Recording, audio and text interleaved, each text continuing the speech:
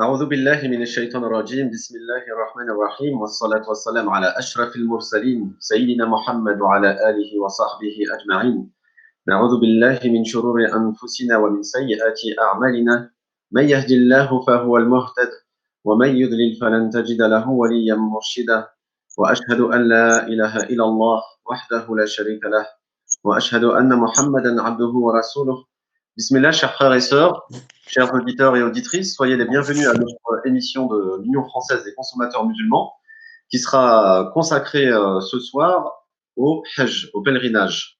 Comme vous le savez, le pèlerinage est un pilier de l'islam qui fait l'objet donc d'une importance dans notre religion, mais également qui fait l'objet de controverses au niveau des différents problèmes qui ont surgi en France, mais pas que au niveau du voyage, au niveau de la prise en charge des pèlerins sur place et en amont avec les agences de voyage.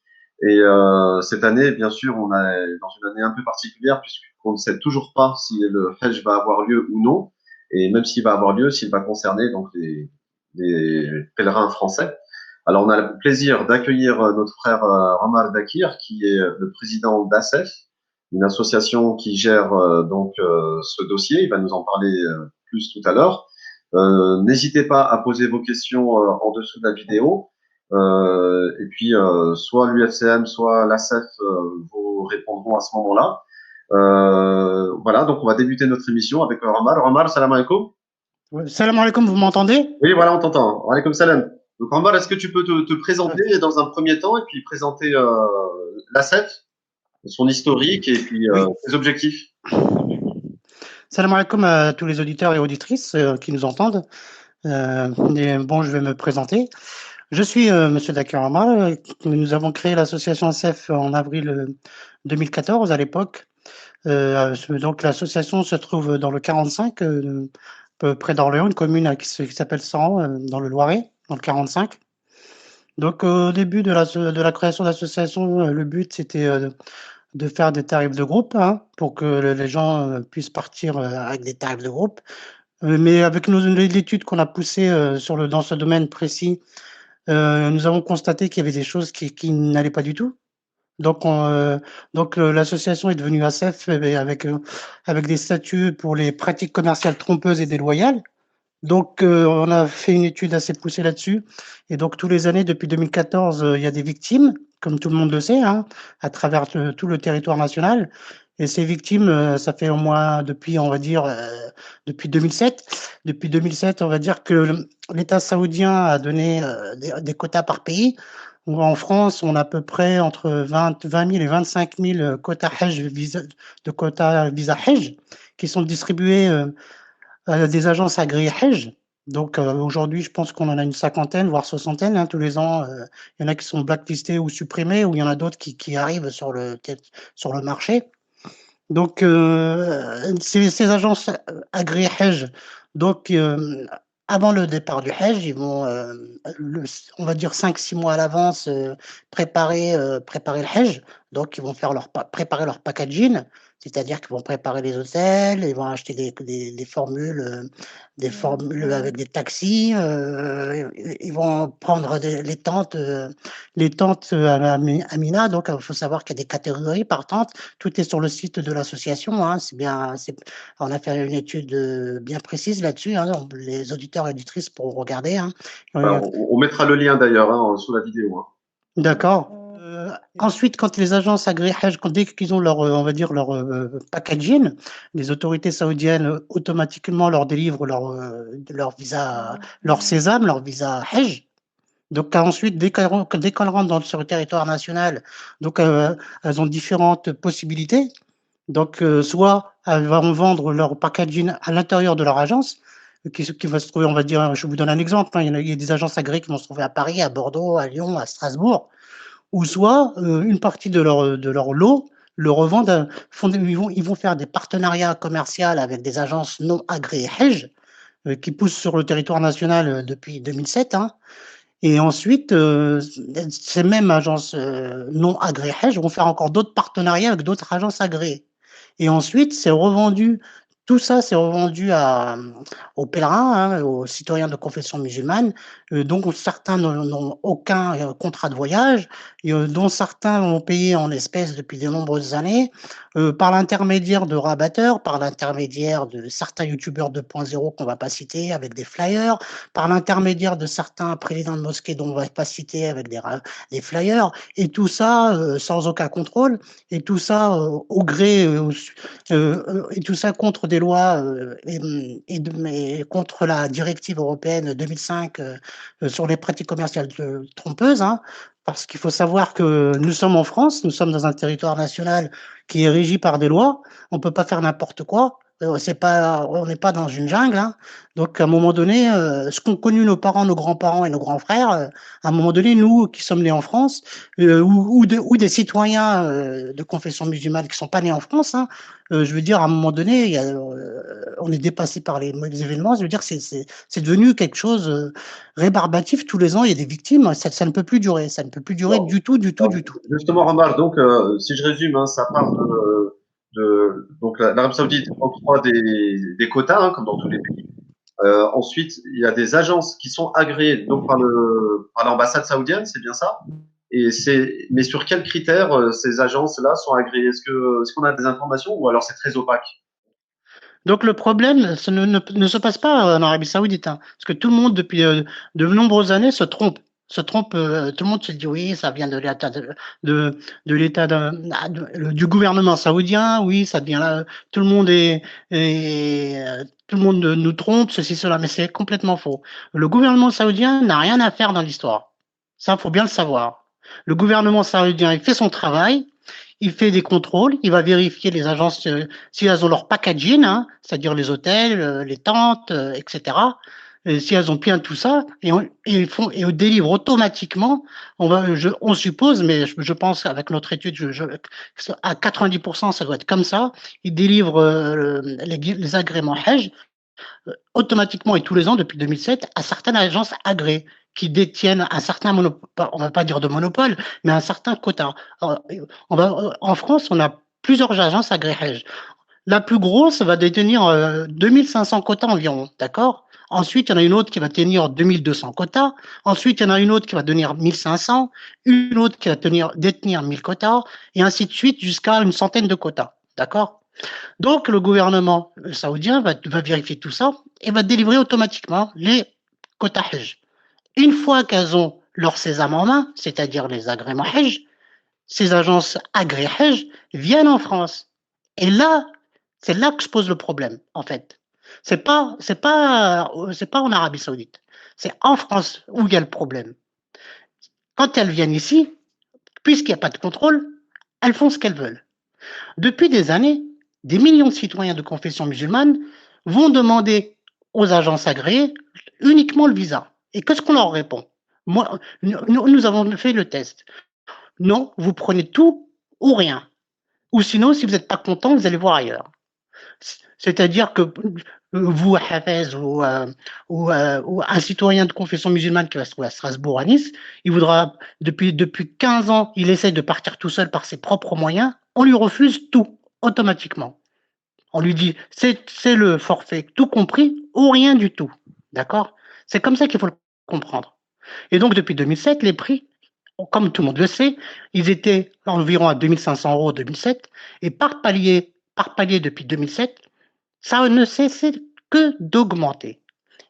Et le visa Hajj, il est gratuit. Vous pourrez aller voir sur le site de l'association, les blogs qu'on a fait depuis plusieurs années, sur le site du ministère des Affaires étrangères en France, il est bien stipulé que le visa Hajj est gratuit. Donc, s'il Alors est gratuit. justement, ce qui est très intéressant sur le site de l'ASEF, vous avez fait une sorte de petite animation, une petite vidéo, où on voit justement cette évolution des prix du Hajj qui devient exponentielle, hein, avec un historique dans les années 80 où les gens partaient en bus, après avec l'avion. Et il me semble que vous avez fait une simulation justement avec des hôtels équivalents si on partait d'autres pays. Et là, les résultats sont plutôt étonnants. Exactement. En fait, en 2015 ou 16, j'ai commencé à faire un petit peu d'études un peu plus poussées. J'ai bien travaillé sur la directive européenne 2005, qui fait plusieurs pages, hein, je l'ai bien épluché. Et là, j'ai vu qu'il y avait quelque chose à faire. J'ai dit, c'est pas possible parce qu'il y a quelque chose, il y a une tromperie, il y a quelque chose qui est pas possible. Donc, qu'est-ce qu'on a fait? Là, il y a une faille juridique qu'il faut bien comprendre. En France, quand on vend le forfait du visage, il est basé sur quoi? Il est basé sur des lois, sur l'article du Code du tourisme, d'accord? Les visages, ils sont gratuits. Quand il y a un service qui est gratuit, pour nous, la SED, ce qu'on défend, on ne peut pas vendre un service qui est gratuit dans un forfait tout compris. Il faut que le prix, le service représente une part significative du forfait. Ça, c'est le code du tourisme, ça, c'est la directive européenne 90-314-CE. Je répète, c'est la directive 90-314-CE qui donne la définition juridique du forfait. Il y a le code du tourisme, on peut retrouver cette définition juridique. Il faut, je répète, aux millions de personnes qui pourront nous entendre, il faut que le service représente une part significative du forfait. Le visage, il est gratuit. Je répète, il est gratuit. Pourquoi? Pourquoi? Il faut se poser la question suivante. Pourquoi on l'intègre dans un forfait tout compris? D'accord? Et pourquoi on le refuse? On le refuse à le donner à des millions de citoyens de confession musulmane. Donc, à partir de ces éléments, qu'est-ce qu'on a fait? On a dit, tiens, nous, étant donné qu'il y a des partenariats avec des agences non agréées, donc ce sont des agences de voyage, on est bien d'accord. Mais la directive européenne, qu'est-ce qu'elle dit? Elle dit que les, les agences de voyage peuvent faire du forfait, mais cependant, des associations qui possèdent une immatriculation touristique ou l'extension d'immatriculation par un organisme qui s'appelle l'UNAT pour nous, l'UNAT, c'est-à-dire une reconnaissance par Atout France avec une immatriculation, on peut, pour nos propres adhérents, faire la même chose d'une façon, hebdomadaire ou mensuelle, tous les jours. Par contre, une association qui fait du Hajj, comme on le voit souvent dans les flyers, on va dire des mosquées qui le font souvent, de Umrah, Hajj, Hajj, Umrah, il faut que ça soit à titre, je veux dire, 1 à 2 fois dans l'année. Mais quand ça devient systématique, il faut que ça soit dans les statuts. Si elles n'ont pas d'immatriculation touristique et elles le font systématiquement une fois par mois ou souvent, c'est interdit. Nous, la CEF, nous sommes une des associations, peut-être la seule, à avoir cette immatriculation. Il y a peut-être d'autres associations, mais les autres associations, elles travaillent étroitement avec des agences non agréées ou agréées pour partir avec elles, au même tarif. D'accord? Nous, on va pas, nous, il était hors de question qu'on se plie. Le but, c'est de baisser les prix. Le but, c'est d'expliquer à des millions de personnes qu'il y a un problème. Pourquoi, depuis des années, tout le monde se plie, que ce soit les agences non agréées Hajj, que ce soit des associations qui font du Hajj avec des mosquées au même tarif, tout le monde est à peu près au même tarif. Et pourquoi, en Espagne ou en Belgique ou ailleurs, les prix sont beaucoup moins chers et en plus, les hôtels sont à côté. Donc, qu'est-ce qu'on a fait? Donc, il y a une différence de plus de 1 000 euros, c'est ça, hein, avec, Exactement. On a des devis, comme les Espagnols, qui nous ont fait un devis. On est à 3 900 euros à 1000 mètres. Le consommateur a le choix. Il n'est pas obligé de se plier à une agence qui va lui faire un prix à 5 500, se retrouver à 7 km à la Azazia pour revenir 7 jours à côté de la Kaaba à un hôtel 5 étoiles pour terminer Al Madina 7 jours à un prix exorbitant. Peut-être pour ceux qui connaissent pas, la Razésia, donc c'est situé, comme tu l'as dit, à 7 km, et que donc, pour accéder au lieu saint, on met une bonne demi-heure en taxi, en plus, hein. Exactement. Donc, en 2015, étant donné qu'on a trouvé qu'il y avait un gros problème en France, on a pris l'initiative d'écrire à la Commission européenne pour alerter qu'il y a un problème en France, qui dure depuis 2007 environ. Hein. En 2007, parce qu'il y a eu les travaux à la Kaaba, donc le quota, il a baissé, le quota de 20%, on va dire, le quota des visas Hajj, il a baissé, donc il y a eu comme on l'explique sur le dessin animé. Donc tout doucement, les prix ont augmenté. Mais en parallèle, comme on le dit sur les travaux, il y a eu la baisse il y a eu une étude de Amadeus qui dit qu'il y a eu la baisse, il y a la suppression des frais administratifs. D'accord? Donc, à partir de là, les prix ont tout doucement augmenté. Qu'est-ce qu'on a fait en 2015? Donc, on a alerté la Commission européenne. Ensuite, on a fait des devis au départ de Paris avec des agences belges, espagnoles et des agences des Pays-Bas, hollandaises. Et comme on peut le voir sur le site de l'association, une agence hollandaise nous a proposé un devis à 4 500 € à 500 mètres, hôtel Shohada, sans la Azazia, et à 4 500 €. En France, à ce prix-là, on est à 7 000, on est à 6 000, 6 500, 7 000. Donc, il y a une différence à peu près de 1 500 à 2 000 €. D'accord? Ce qui est énorme, hein, ça représente plus Non, mais que. par personne, en général, pour les auditeurs et les auditrices qui nous écoutent, en général, on part, soit on part tout seul ou on part en couple. Donc, pour un couple, ça fait 1 000 à 1 500. Donc, par deux, ça fait du 2 000 à 3 000 €. Et depuis 2007, preuve à l'appui sur le dossier, on a beaucoup de victimes qui nous disent qu'ils ont payé en espèces et sans contrat de voyage, avec soi-disant des agences qui se retrouvent dans des chartes de qualité, parce il faut savoir qu'il y a des chartes de qualité qui se disent agence de voyage avec une charte de qualité, mais il n'y a rien en fait. Il y a beaucoup d'agences qui mentent aux consommateurs parce ils se disent dans une charte de qualité, mais il n'y a pas de contrat de voyage, il y a des espèces, il y a des rabatteurs sans contrat de travail, mais à un moment donné, c'est plus possible, quoi. C'est vrai que Ça, c'est grave parce que au-delà du fait de pas être en conformité avec les lois ici en France, c'est également au niveau éthique, au niveau islamique, c'est-à-dire qu'on se doit d'être irréprochable, de ne pas vendre quelque chose qu'on n'a pas, hein, ce qu'on appelle al-gharar, et ce qui est le comble pour un pilier de l'islam. non, mais surtout quand des gens se disent dans une charte de qualité, certains se disent président d'une charte de qualité, et que derrière, il y a des victimes qui vous contactent et qui vous disent qu'on n'a pas eu de contrat de voyage avec telle agence. Et quand on gratte le vernis, eh ben, cette agence de voyage qui se dit dans une charte de qualité a fait payer la victime en espèces et n'a pas de contrat de voyage. C'est là qu'il y a un gros problème. Vous comprenez? C'est une pratique commerciale trompeuse, punie par la directive européenne et par le code du tourisme. Donc, à un moment donné, le citoyen de confession musulmane, qui est consommateur protégé par des lois, il ne peut plus accepter. Il faut que ça change profondément, mais vraiment profondément, hein. Parce que quand on va dérouler le problème, c'est grave ce qui se passe en fait. Donc, en fait, ensuite, dès qu'on a eu les devis, donc, donc en regardant la directive, qui nous propose quoi la directive? Qui nous dit qu'on peut très bien travailler avec des agences qui se trouvent dans l'Union européenne et partir de Paris. Et depuis des années, qu'est-ce qu'on fait croire à des millions de personnes? C'est qu'on est obligé de partir de Paris avec des agences agréées Hajj. Ce qui est complètement faux. Mais je redis et je le répète, c'est complètement faux.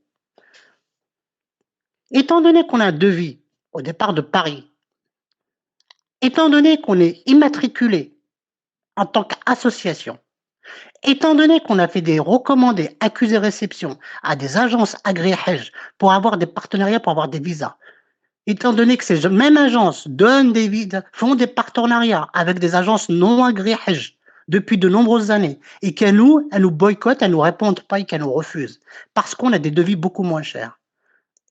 Ça, c'était en 2016. Et en 2019, qu'est-ce qu'on constate? C'est que ces mêmes agences qui nous répondaient pas, ces mêmes agences, dans la pratique de 2019 où il y a eu plus de 5 000 victimes, d'accord? Il y a des agences parmi tout ce monde-là là, qui ne sont pas du tout immatriculées, où il y a des agences qui se disent dans des chartes et qui sont radiées et qui ont des agréments. À un moment donné, le consommateur et le citoyen de confession musulmane ne peut plus accepter. Ce n'est plus possible. On peut pas. Je vous donne un exemple. Vous m'entendez? Oui, oui, oui, on t'entend. Je vous donne un exemple. Un exemple simple. Je prends mon véhicule.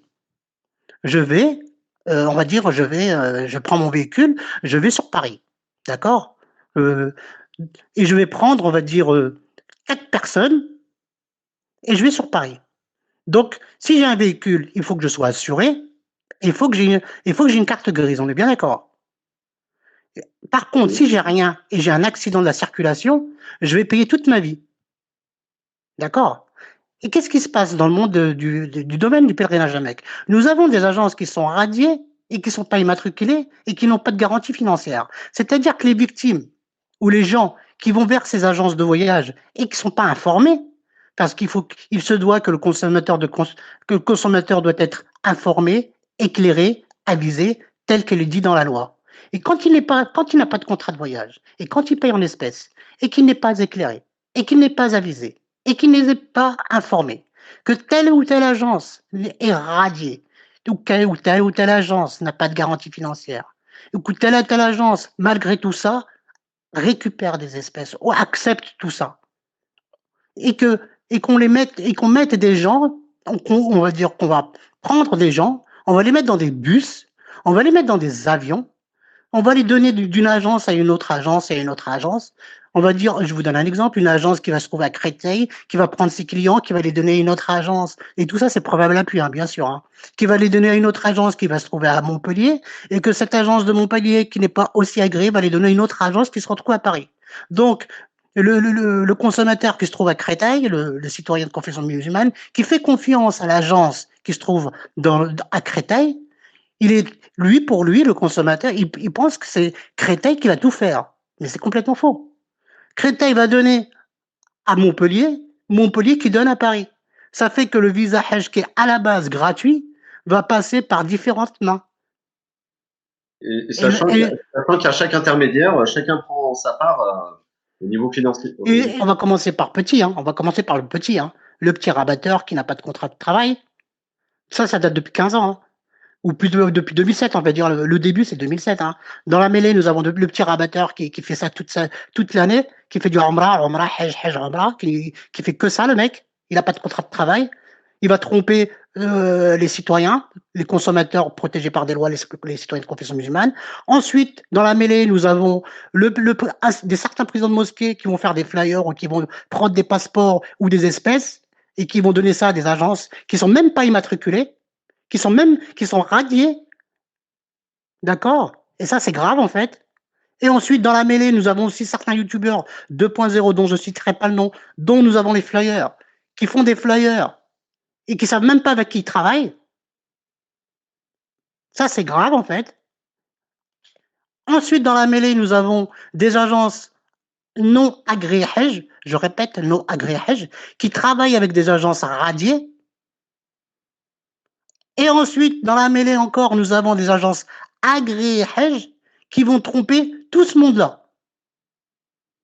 Ouais, donc là, on a vu tous les acteurs un peu de ce système, j'allais dire mafieux, mais bon, voilà. Et justement, au niveau juridique, justement, vous à l'ASEF, est-ce que vous avez déjà mené des actions en justice? Est-ce que vous avez des avocats qui vous soutiennent, qui vous suivent? Et également, ces agences agréées, est-ce qu'on peut en avoir la liste? Apparemment, il y a une liste qui existe. Hein, La liste, déjà d'une chose, on a contacté plusieurs personnes, hein, on a sensibilisé les pouvoirs publics, on a sensibilisé le ministère des Affaires étrangères en France, nous avons sensibilisé, sur le site de l'association, vous pouvez voir, on a sensibilisé il y a 1 an le président de la République. On a fait depuis plusieurs années, on a fait beaucoup de choses quand même, parce qu'il faut sensibiliser pour que ça s'arrête. Nous avons, bien sûr, on a contacté des avocats pour tout ce qui est les liens pour les agences agréées Hajj. Il faut aller sur le site du ministère du Hajj. Hein. Vous tapez ministère du Hajj sur Google. Logiquement, après, il faut faire un petit peu de recherche, vous allez trouver, ou sur d'autres associations. Pareil, on mettra le lien sinon sous les commentaires également pour ceux qui nous suivent. Parce que nous, on n'a pas de lien pour les agences agréées ou pas agréées. C'est pas notre rôle. Notre rôle, c'est c'est de pointer du doigt le problème. Il y a d'autres associations qui le font très bien. Hein. Nous, on ne fait pas notre rôle de dire telle ou telle agence est bien ou pas bien. Notre rôle, c'est de pointer du doigt que les prix sont exorbitants et qu'il y a un problème. Notre rôle, c'est de dire pourquoi le pauvre de la communauté ne peut pas accéder au rêve de sa vie. Pourquoi il y a certaines personnes qui partent gratuitement et le pauvre de la communauté ne peut pas partir. Et nous, on défend ces gens-là. On dit pourquoi Paul, pourquoi Mohamed, le rabatteur qui part gratos, qui part gratuitement, on va dire, et qui va éventuellement, parce qu'on ne sait pas, hein, emmener sa femme gratuitement peut-être, hein, on ne sait pas, Et pourquoi lui part gratuitement et pourquoi le pauvre qui met de l'argent de côté tous les ans depuis des années ne peut pas partir? Pourquoi les prix sont à 5 000, 6 000, 7 000 et pourquoi on a des devis à 4 500? À un moment donné, il faut poser les choses sur une table et comprendre. Il faut comprendre, il faut plus courber les chines, il faut comprendre. Il faut comprendre avec la loi, avec des règles de loi, avec du juridique. Et on essaie de le faire comprendre par des blogs, par les réseaux sociaux. Mais tout doucement, ça change. Au début, ça a été très, très dur, hein. Mais tout doucement, les jeunes d'aujourd'hui, les gens comprennent, ils nous suivent sur les réseaux sociaux, nous remercient du travail qu'on effectue. Les gens ouvrent les yeux. Ce n'est plus comme avant. Les gens ne courbent plus les chines. Je vous donne un exemple. Vous m'entendez? Oui, c'est bon, hein, tu peux continuer, hein. Depuis le 2014, comme je vous dis, il y a des victimes tous les ans. Mais en 2019, là, il y a eu le virage à droite à 90 degrés. En 2019, il y a eu 5 000 à 6 000 victimes. Et parmi les victimes, nous avons des médecins, des ingénieurs, des gens nés en France, intellectuels qui nous ont contactés et qui étaient secoués parce qu'il leur arrive. On les a aidés, bien sûr. On les a aidés, on les a orientés de ce qu'il fallait faire. Mais on constate un changement radical. Maintenant, les gens, ils se laissent plus faire. Les gens, ils déposent plainte. Les gens, ils vont prendre un avocat. Ce n'est plus comme avant, comme à l'époque où on disait c'est pas grave, ça vient de là-bas, c'est pas grave, c'est comme ça, on peut rien faire. Ouais, Non, le non, fatalisme, ouais. non, non, non. Moi, je dis non, parce que sinon, ça continuera. Mais là, il y a un changement. Depuis 2019, il y a un changement à 90 degrés. Là, il y a du changement profond. Les jeunes de maintenant, ils se laissent plus faire. Et ça, c'est très bien. Ça, c'est quelque chose qui est très bien. Et là, ce n'est plus comme avant. Alors justement, ouais, on parle du consommateur. Quel rôle du consommateur avant? Quel conseil tu pourrais donner pour quelqu'un qui voudrait effectuer un Umrah ou un Hajj avant, hein, au niveau du choix de l'agence, des critères? Et donc là, tu l'as rappelé, hein, pour ceux qui ont été arnaqués en quelque sorte, c'est porter plainte, s'orienter vers contacter un avocat. Donc là, les personnes peuvent contacter l'ASEF. Hein, on pourra vous donner des conseils très utiles. Voilà, quels sont les conseils que tu donnerais là pour quelqu'un qui compte faire le Hajj l'année prochaine, par exemple? Il y a deux conseils. Le premier, c'est de faire très attention, c'est-à-dire d'avoir un contrat de voyage, c'est de ne plus de ne plus passer par des rabatteurs ou des flyers de certains présidents de mosquées ou de certains youtubeurs, de faire très attention, d'avoir une traçabilité dans le paiement, de ne plus payer en espèces, d'avoir toujours une trace, d'accord? Et ça, c'est la Et première orientation qu'on peut faire. un contrat de voyage, ça ressemble à quoi, si tu peux nous dire deux mots dessus? Bah, un contrat de voyage, c'est l'article 211-8, je crois, du Code du tourisme, si je me trompe pas, qui dit que c'est obligatoire. C'est-à-dire que c'est à l'agence de fournir le contrat de voyage qui va dire la durée, le vol, la durée du vol, la compagnie aérienne, l'hôtel, la catégorie de l'hôtel, la catégorie des tentes, etc., etc. Tout est stipulé sur le contrat de voyage. Là, depuis des années, on va donner une seule facture, et parfois écrite au stylo, hein, qui nous fait doucement rire. Des fois, c'est des factures qu'on va faire pour le client et on va lui dire que c'est le contrat de voyage. Et les gens, et bien sûr que vous savez, il y a des gens qui pensent que c'est un contrat, mais c'est pas un contrat, c'est qu'une simple facture. Donc il faut vraiment, vraiment faire attention à toutes ces pratiques commerciales trompeuses qui ont duré depuis plus de 15 ans. Donc ça, c'est la première orientation qu'on pourrait dire aux consommateurs. La seconde, éventuellement, c'est de dire stop à tout ça. Pourquoi, pourquoi on paye cher? Pourquoi les prix sont exorbitants? Pourquoi les consommateurs se sont fait tromper par des agences qui n'étaient pas immatriculées, par l'intermédiaire de beaucoup de choses? Il y a même des salons d'exposition qu'on laissait faire. On ne dira pas le nom. D'accord? Donc, à un moment donné, il faut orienter les gens, bien sûr, en leur disant ce qu'il faut faire au contrat de voyage, faire les choses carrées. Mais la seconde orientation, c'est la question. Pourquoi les prix ont été exorbitants? Pourquoi il n'y a pas de contrôle? Pourquoi on a des devis qui sont à 1000 à 1500 moins chers? Et pourquoi les visas qui sont Hajj gratuits passe de main d'une agence à une autre agence, à une autre agence, sans que le consommateur soit au courant. Comme je vous donnais l'exemple du consommateur qui se trouve à Créteil, qui va faire confiance à l'agence de Créteil, qui va lui dire formalité administrative de visa dans son flyer. Mais en fait, la réalité, c'est quoi la réalité? La réalité, c'est que le consommateur de Créteil qui fait confiance à son agence, qui a écrit formalité administrative de visa, qui est complètement trompeur.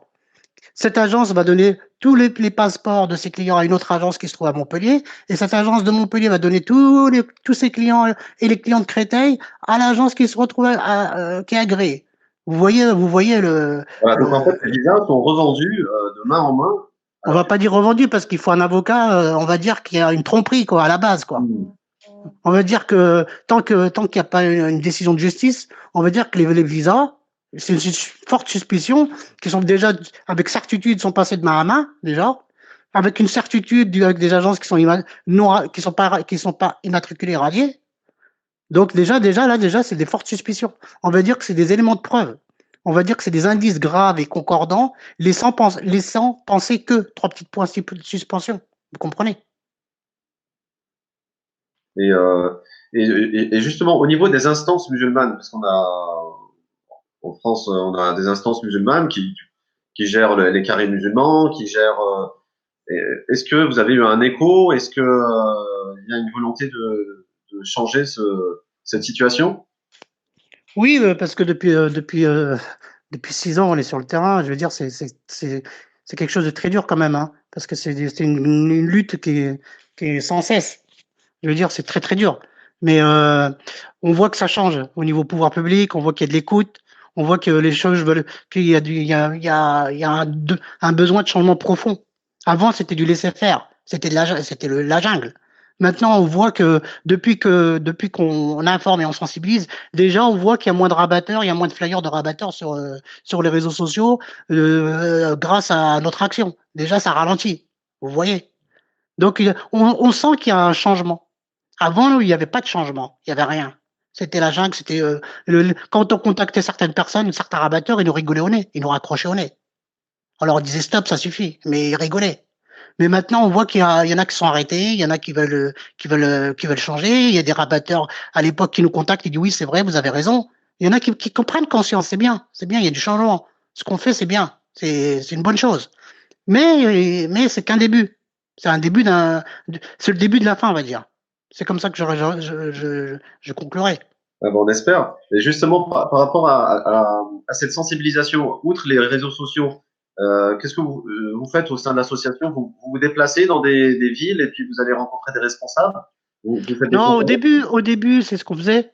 Mais quand on se déplaçait, on voyait qu'il n'y avait pas de déco ou que le juridique, il y en a qui étaient déconnectés. Parce que quand on faisait 2 heures de cours, je veux dire, c'était compliqué.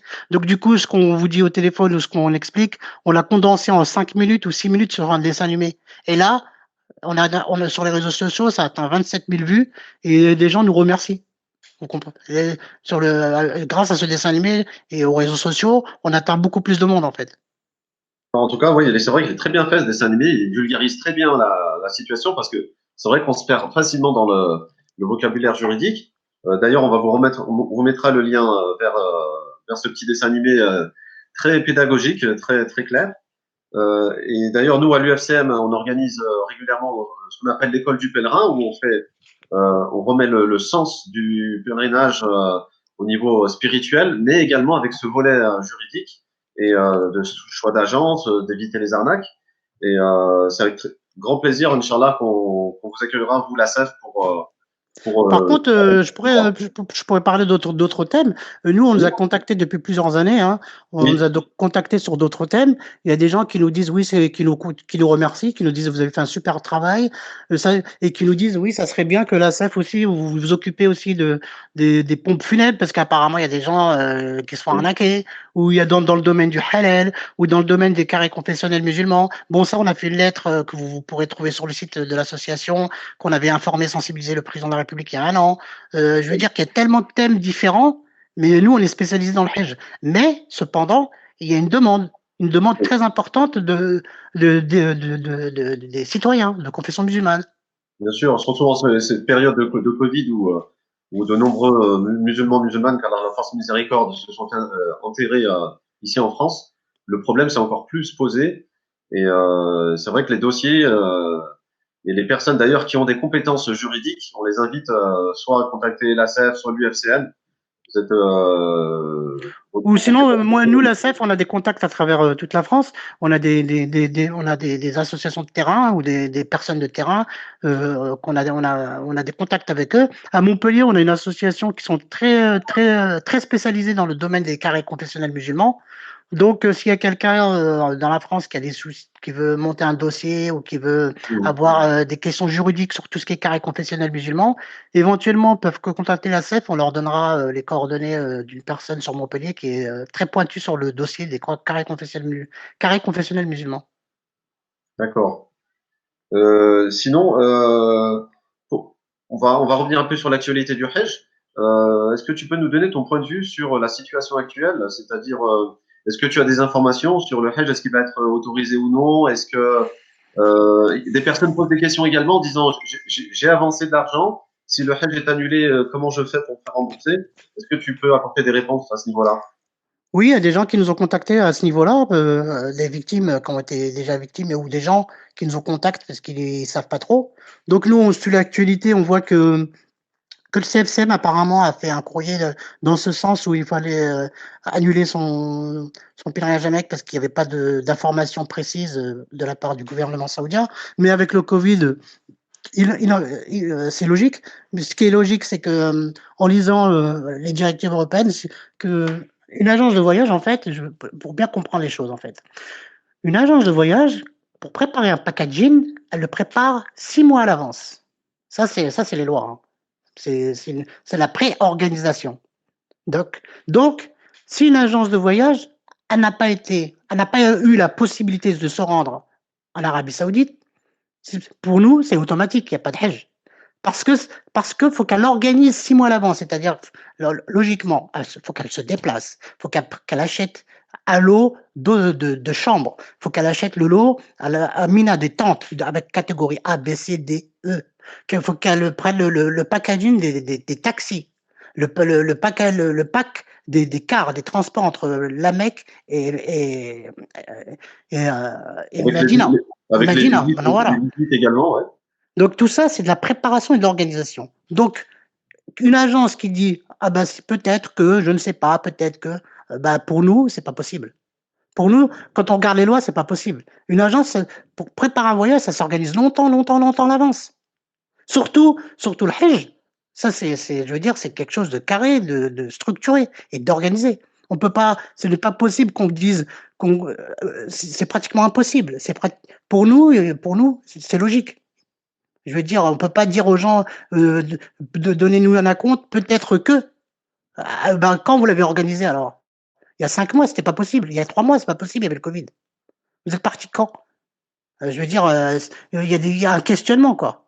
Il faut se poser la question. Donc les gens qui ont avancé de l'argent et qui veulent plus y aller, ils peuvent se référer ils peuvent par exemple commencer à faire un courrier ou un mail en recommandé accusé réception, écrire à l'agence de voyage, faire une traçabilité. Il faut toujours faire une trace en fait. Une trace Il faut écrite. faire une trace écrite. Il ne faut pas dire un coup de téléphone comme à l'époque. Oui, peut-être que, oui, venez, non, on ne sait pas, venez, on va parler. Non. Il faut écrire. Toujours laisser une trace. Par mail ou un recommandé. D'accord? Écrire. Ensuite, si l'agence ne répond pas, vous faites un deuxième mail avec une mise en demeure ou un recommandé pour qu'il vous rembourse. D'accord? Est-ce que sur le site de la SEC, vous auriez des courriers types? Ou alors, On a des courriers types sur les blogs. Vous cliquerez sur blog. Vous avez un blog qui s'appelle Pratique commerciale trompeuse, c'est-à-dire c'est pour toutes les victimes qui sont fait euh, tromper ou arnaquer. Mais pour le courrier type pour se faire rembourser, je pense il y a la directive, parce que je me suis basé sur celle-là. Il y a la directive, je crois que c'est la 264/2004 ou 211 qui dit aux agences de voyage de rembourser les personnes qui ont avancé de l'argent. Donc je pense que c'est-à-dire pour le Covid, c'est comme ça que les agences de voyage ou les associations de consommateurs l'ont expliqué pour que les gens puissent se faire rembourser. Les gens qui devaient partir en Turquie ou ailleurs, quoi. Donc cette directive, je crois que c'est la 264/2004 ou la 200, je crois que c'est la 264/2004. Donc pourquoi pas? Pourquoi pas les consommateurs peuvent s'appuyer aussi sur cette directive pour se faire rembourser? Étant donné que c'est un voyage. Vous comprenez? Oui, oui, c'est vrai que on regarde la loi, que ça soit le Hajj ou un voyage en Mais c'est un voyage, je veux dire, c'est un voyage. On peut très bien calquer ce qui s'est passé sur le Covid pour les remboursements, pour le voyage du Hajj. C'est la même chose, hein. Mmh. Les gens peuvent se calquer sur cette directive pour se faire rembourser, hein. Si l'agence refuse, ils se calquent sur cette directive. Il faut un recommandé, un accusé de réception et qu'ils écrivent cette loi, cette directive et puis hop, on n'en parle plus. Et puis ils peuvent également se regrouper, c'est-à-dire toutes les personnes qui sont dans la même situation. Ce qui est conseillé, c'est de se mettre ensemble pour avoir plus de poids. On va dire que ça s'appelle la classe, c'est ça c'était aux États-Unis, mais en France, c'est très délicat pour se réunir et puis c'est très délicat, c'est très complexe en fait. En fait, il faut que les gens, avec leur protection juridique, parce qu'on a tous une protection juridique, ils contactent la protection juridique qui fasse tampon. C'est-à-dire qu'ils fassent tampon, que si l'agence répond pas, qu'ils contactent la protection juridique et la protection juridique contacte l'agence. Et si l'agence répond pas encore une fois, et ben ensuite ils prennent un avocat. Après, je disais aussi ça sous forme informelle, c'est-à-dire que les gens qui sont dans un même problème, pour s'échanger des conseils, comme le fait l'ASEF d'ailleurs, hein, j'aimerais faire tel courrier, je sais pas m'y prendre, voilà, s'échanger des astuces. Donc, oui, tout à fait, oui. Mais ensuite, hein, il y a quelques lois sur le blog de Pratique commerciale trompeuse sur la lettre, hein.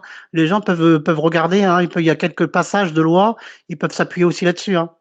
D'accord, oui, c'est vrai il faut citer dans le courrier l'article de loi, c'est bien ça? Exactement, parce que comme on sait tous, hein, la loi ouvre, c'est les clés, hein. Elles ouvrent toutes les portes, hein.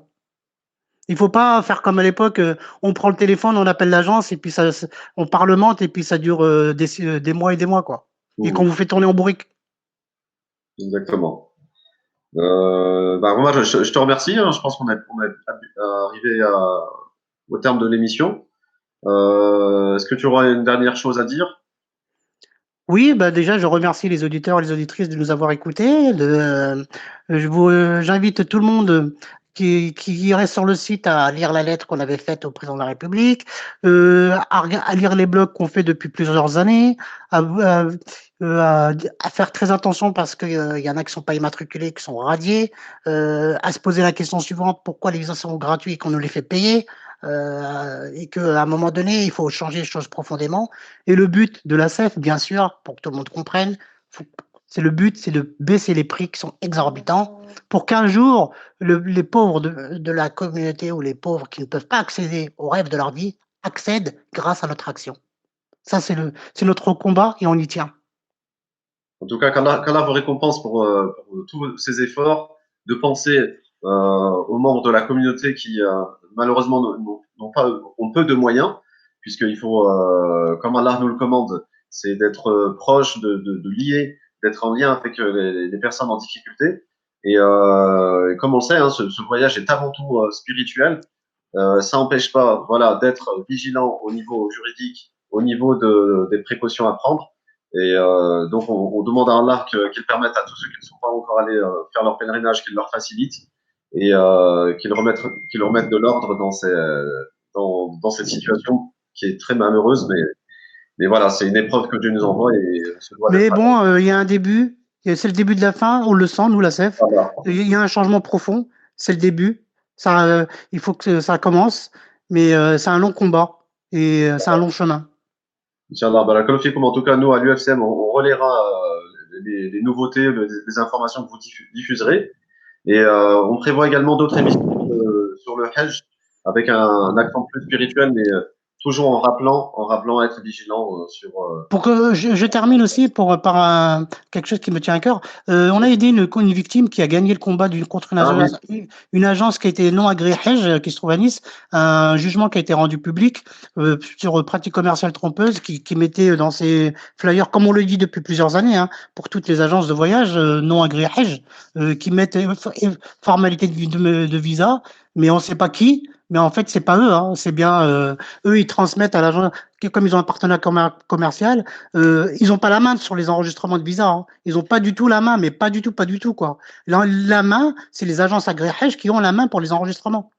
Et donc la victime, elle a gagné cette lutte. Donc ce jugement peut fait jurisprudence pour Oui, tout ce qui s'est passé en fait. d'accord, oui. Donc c'est un avancement très important à ce niveau-là. Tout à fait, ouais. D'accord. Barakallahu fik, Omar. Inch'Allah, Barakallahu fik. peut-être une prochaine fois, peut-être à Lyon, tu es le bienvenu. Et Merci beaucoup. voilà. Et puis, J'espère que cette émission sera utile à beaucoup de personnes, qu'ils soient de confession musulmane ou pas, hein, de toute confession, hein, parce que oui, c'est un sujet qui est important pour tout le monde et que tout le monde, qu'il soit musulman ou pas musulman, hein, c'est un sujet très important parce que c'est des pratiques commerciales trompeuses qui durent depuis de nombreuses années oui, et à un moment donné, faut que ça cesse, quoi.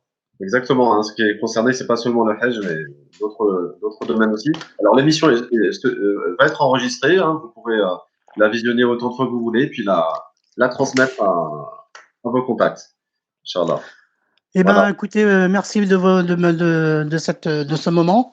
Et puis, on vous souhaite tous déjà de prendre soin de vous et de vos familles et surtout de votre santé, hein, parce que dans cette période et de cette pandémie et des moments difficiles qu'on a tous vécus, je Ouais. vous souhaite à tous et à vos proches de bonne santé. Amin, barakallahu fik. Voilà, on va clore ici l'émission. Et encore une fois, on vous mettra des informations sous la vidéo. سبحانك اللهم وبحمدك نشهد أن لا إله إلا أنت نستغفرك ونتوب إليك نستغفرك ونتوب إليك نستغفرك ونتوب إليك وصلى اللهم على سيدنا محمد وعلى آله وصحبه أجمعين سبحان ربك رب العزة عما يصفون وسلام على المرسلين والحمد لله رب العالمين. À très bientôt. Barakallahu fik, salam alaikum. عليكم السلام.